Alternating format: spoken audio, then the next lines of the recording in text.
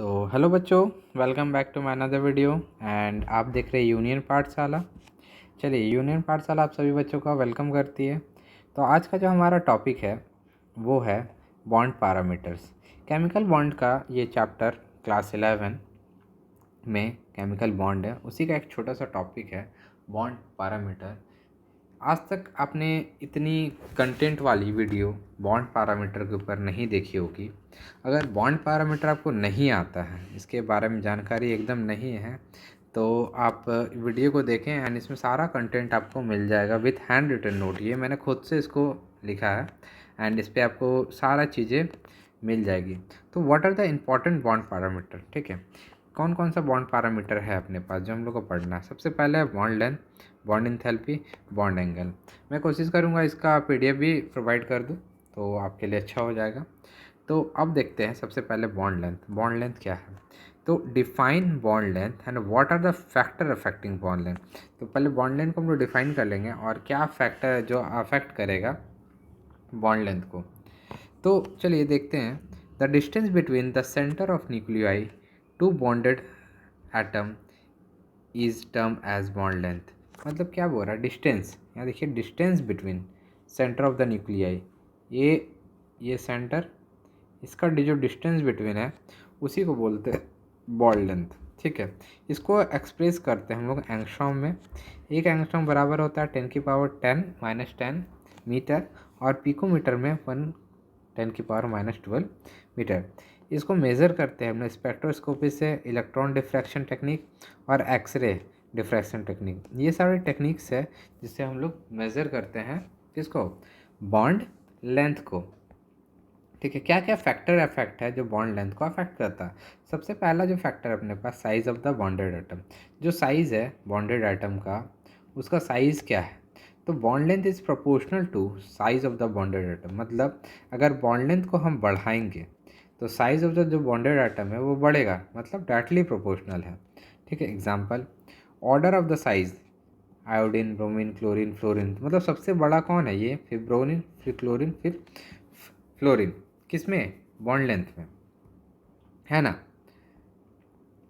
अब देखेंगे आगे, the order of the bond length. ये एटॉमिक साइज का ऑर्डर था। अब बॉन्ड लेंथ का साइज देखेंगे। जब HI, HBr, HCl और HF, तो HI यहाँ पे सबसे बड़ा है, HBr बड़ा है, फिर HCl, फिर HF सबसे छोटा है HF और सबसे बड़ा है HI। जब इसका देखेंगे बॉन्ड लेंथ, तब आपको सबसे ज़्यादा बड़ा दिखेगा बॉन्ड लेंथ, इसका लंबा सा बॉन्ड लेंथ दिखेगा H और I के बीच में। फिर दूसरा जो फैक्टर अफेक्ट करता है multiplicity of the bond. Multiplicity of the bond, तो bond length is inversely proportional हो जाता है किसके साथ? कोवलेंट बॉन्ड के साथ। मतलब यहाँ सीधा सीधे लिखा हो bond length one by multiplicity of number of covalent bond. कितना ज़्यादा? नंबर ऑफ कोवलेंट बॉन्ड है। मतलब देखिए, ऑर्डर आप देखिएगा तो समझ में आ जाएगा।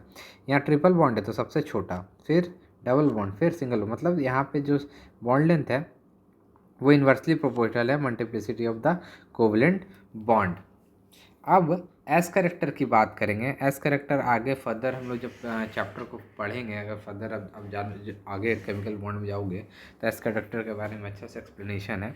यहाँ छोटा सा चीज़ जानना है हम लोग को। मोर द एस करेक्टर, अगर एस करेक्टर ज़्यादा होगा किसका? ऑर्बिटल का, तो less will be the bond length. मतलब एस करेक्टर अगर बड़ा हुआ तो जो बॉन्ड लेंथ है वो कम होगा। जैसे इन्वर्सली प्रोपोर्शनल हो जाएगा, तो बॉन्ड लेंथ बढ़ाएंगे तो एस करेक्टर जो है वो डाउन होगा। Type of S character, hybrid sp3, sp2 और sp। एस करेक्टर कितना होता है? sp3 25%, 33.3% और 50%। एग्जाम्पल, cc में 25%, डबल बॉन्ड में 33, और सबसे ज़्यादा किस में? ट्रिपल बॉन्ड में। क्या? S character. तो जब ऑर्डर देखेंगे इसका लेंथ का, तो सी सबसे बड़ा सिंगल बॉन्ड, डबल बॉन्ड और ट्रिपल बॉन्ड की बात करेंगे जो सबसे बड़ी है। यहाँ पर सबसे बड़ा कौन है? Single bond.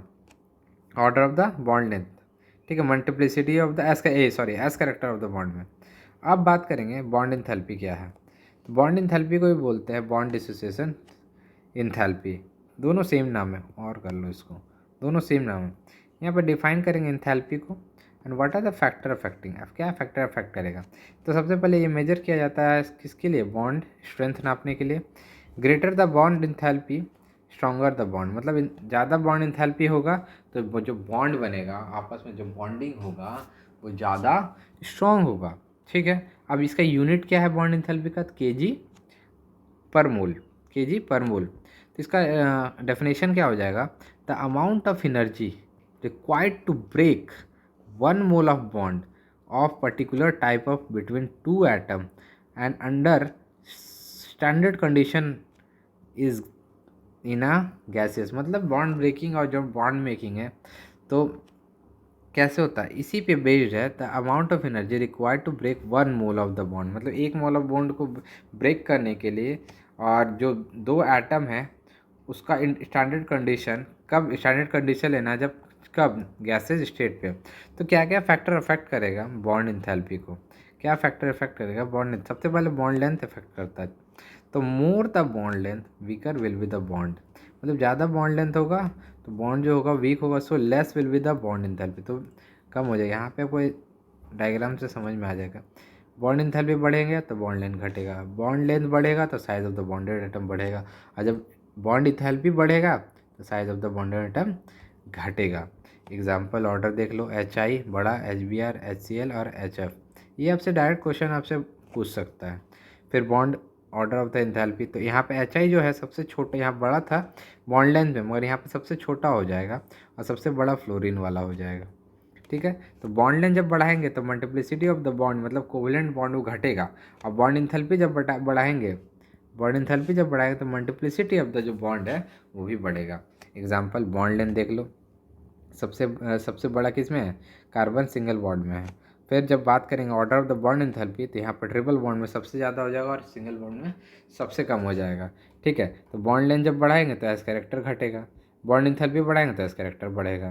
तो बॉन्ड लेंथ बढ़ाएंगे तो एस कैरेक्टर घट जाता है, एस कैरेक्टर डाउन हो जाएगा। फिर परसेंटेज ऑफ एस कैरेक्टर सबसे ज़्यादा इसमें, फिर इसमें, फिर इसमें, मतलब ट्रिपल बॉन्ड में, डबल बॉन्ड में, सिंगल बॉन्ड में। वही एंथैल्पी की बात करेंगे तो ट्रिपल बॉन्ड में ज़्यादा, सेकेंड डबल बॉन्ड में, फिर सिंगल बॉन्ड की बात करेंगे। फिर जब दूसरा फैक्टर क्या अफेक्ट करेगा, presence of lone pair of electron on the bonded atom. जो लोन पेयर है प्रेजेंस किस पे रहेगा, बॉन्डेड एटम पे। इसका डेफिनेशन क्या हो जाएगा, the presence of lone pair of the electron bonded atom result in the repulsion. क्या करता है, रिपल्सन करता है between the bonded atom and which decrease the enthalpy. नहीं समझ में आया सर, तो आगे देखेंगे तो समझ में आ जाएगा। मतलब कहने का बॉन्ड इंथैल्पी एन बॉन्ड का लेस है, कम है देन कार्बन का सिंगल बॉन्ड का, due to the presence of lone pair N atom. क्यों, किसके प्रेजेंस में कम है, क्यों कम है, क्योंकि जो लोन पेयर उसमें है, प्रेजेंट है एन एटम पे। अब तीसरा जो फैक्टर है, electronegativity difference between bonded atom. Electronegativity difference between bonded atom, when AB bond become more polar, that is electronegativity difference between the atom A and B increases. ठीक है, increase कर जाएगा। There is marked charge separation cleavage and the bond become easier and bond enthalpy decrease। Last ही क्या हो जाएगा, जो bond enthalpy है वो डिक्रीज हो जाएगा। मतलब bond enthalpy inversely proportional electronegative difference between the bonded atom. Enthalpy लिखा हुआ है, इथेन लिख दिए हैं, इसको इंथैल्पी कर लेना है इसको। ठीक है, मतलब बॉन्ड इंथैल्पी बढ़ेगा तो इलेक्ट्रोनेगेटिव डिफरेंस बिटवीन द जो बॉन्डेड एटम है वो घटेगा। लास्ट में बात करेंगे बॉन्ड एंगल का। क्या बात करेंगे, बॉन्ड एंगल का। तो जब सबसे पहले डिफाइन करेंगे, फिर जानेंगे क्या फैक्टर है इसका अफेक्ट करेगा बॉन्ड एंगल का। तो bond angle is defined as the angle between the bonded orbital, that is between two covalent bond. मतलब दो कोवलेंट बॉन्ड के बीच का बात कर रहे हैं, दो कोवलेंट बॉन्ड का बीच का, around the central atom is molecule या कॉम्प्लेक्स। मतलब कॉम्प्लेक्स भी हो सकता है, कोऑर्डिनेशन कंपाउंड का भी हो सकता है, या फिर मॉलिक्यूल भी हो सकता है। तो इसमें टू कोवलेंट बॉन्ड की बात करेंगे। मतलब क्या, इट हैव क्या क्या कहता है, determine the shape of the molecule. इसी से हम लोग shape of the molecule determine कर पाते हैं। It can experimentally determine by spectroscopy method. Experimental spectroscopy method से डिफाइन कर सकते हैं। मतलब HOH का bond angle in water can be represented as ऐसे 104.5 डिग्री। ठीक है, फैक्टर क्या क्या फैक्टर है, geometry of the molecule affect करेगा। Bond angle is affected by the geometry of the molecule. Example, bond angle tetrahedral रहेगा तो 109 डिग्री, ट्राइगोनल 120 डिग्री, लीनियर 180।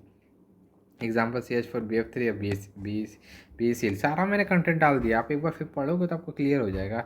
नहीं समझ में आ रहा तो फिर से वीडियो रिपीट करके देख लो, क्लियर है एकदम। तो टेट्राहेड्रल होगा तो CH4 ऐसा बॉन्ड एंगल XX के बीच में। फिर ट्राइगोनल रहेगा तो इस BF3 का F3 है साइड में, समझ जाओ। यहाँ पे CH4 है, चारों चारों तो 4 है। ये जो है पीछे साइड है, ये आगे साइड है, ठीक है। इसका बॉन्ड निकले 180 डिग्री लीनियर बी सी इक्वल टू। तो दूसरा फैक्टर क्या है, presence of lone pair of electron in central metal. Central metal पे लोन पेयर प्रेजेंट है, मतलब लोन पेयर जो इलेक्ट्रॉन है सेंट्रल मेटल पे वो रिपल्सन दिखाएगा between the lone pair and bond pair. फिर वो क्या दिखाएगा, बॉन्ड एंगल डिक्रीज हो जाएगा। मतलब greater the number of lone pair, ज़्यादा लोन पेयर रहेगा तो सेंट्रल मेटल का, तो laser will be the bond angle. ज़्यादा होगा लोन पेयर तो घट जाएगा बॉन्ड एंगल। तो एग्जाम्पल देखेंगे, CH4NH3H2 का 109.7 और 104.5। यहाँ पे आपको no number of lone pair on central atom, 1 lone pair of N atom, 2 lone pair of O atom. मतलब यहाँ पे आप देख सकते हो कि क्या बोले हैं मैंने, लोन पेयर ज़्यादा होगा तो लेसर द बॉन्ड लेंथ। देख लो, लोन पेयर ज़्यादा है तो बॉन्ड लेंथ कम है, लोन पेयर नहीं है तो बॉन्ड लेंथ ज़्यादा है। यहाँ पे देखो, यहाँ पे देखो। अब लास्ट फैक्टर जो है यहाँ electronegativity of the central metal, central atom. तो बॉन्ड एंगल जब बढ़ाएंगे तो इलेक्ट्रोनेगेटिविटी बढ़ेगा। बॉन्ड एंगल बढ़ाएंगे तो मतलब central metal more electronegative bonded pair of electron shift toward the central atom. जो बॉन्डेड पेयर किसके तरफ शिफ्ट हो जाएगा, सेंट्रल मेटल की तरफ शिफ्ट हो जाएगा। तो repulsion of the bond pair of electron is to covalent bond increase है, तो बॉन्ड एंगल इंक्रीज करेगा।